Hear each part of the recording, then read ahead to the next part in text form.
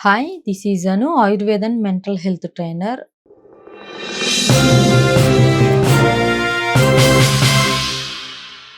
ఎక్కువగా మేల్‌లో ఈ ప్రాబ్లమ్ బాగా చూస్తున్నాము. గనేరియా అనే ఒక సెక్షువల్ కాంటాక్ట్ వల్ల వచ్చే ఒక డిసీజ్ ఇది.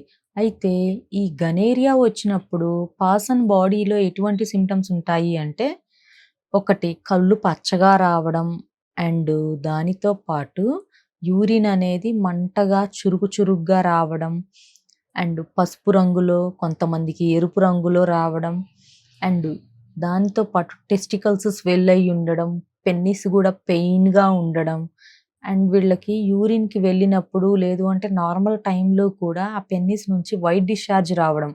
అంటే చీము లాంటిది వస్తూ ఉండడం కొంతమందికి. అండ్ కొంతమందికి గ్రీనిష్ కలర్‌లో రావడం.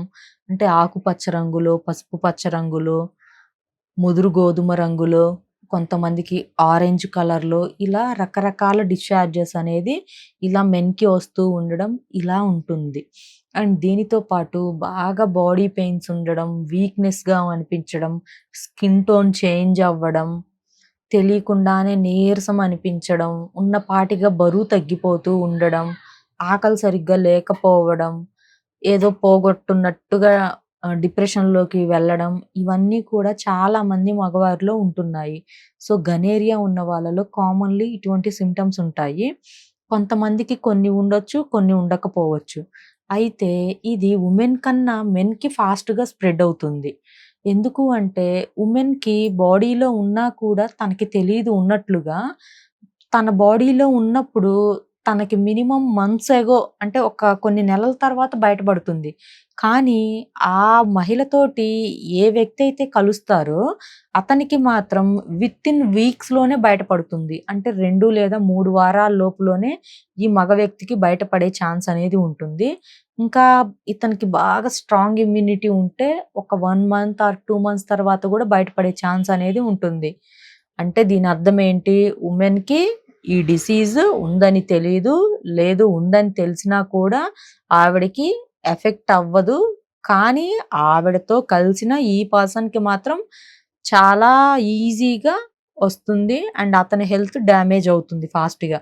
అందుకని చాలామంది మగవాళ్ళు కొంచెం ఎస్టీడీ ఇన్ఫెక్షన్స్ పైన అవేర్‌నెస్ అనేది తెచ్చుకోండి. అండ్ ఎస్టీడీ ఇన్ఫెక్షన్స్ వచ్చినప్పుడు అండ్ రాకుండా ఉండడానికి ఎటువంటి ప్రికాషన్ తీసుకోవాలి? బై మిస్టేక్ ఇది మన బాడీలోకి ట్రాన్స్‌మిట్ గినక అయితే మనం ఎటువంటి ట్రీట్మెంట్ తీసుకోవాలి?